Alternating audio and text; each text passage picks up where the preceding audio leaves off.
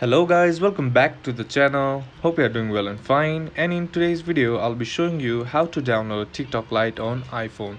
So without wasting any time, let's just jump right into the video and make sure to watch this video till the end and follow the steps as well. Now, in order to download TikTok Lite on your iPhone, all you gotta do is tap on your app store and on your search bar, just type in TikTok Lite.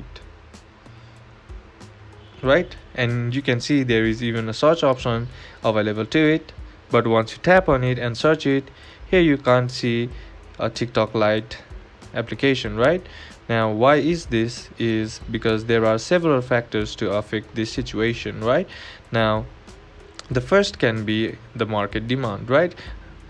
How much the market demand, and then the device specifications, and the next thing might be developer strategy.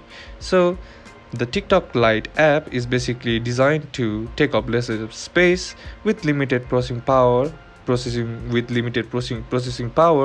and that is really compatible to Android phones. So you can find that the TikTok Lite app are available on Android Play Store.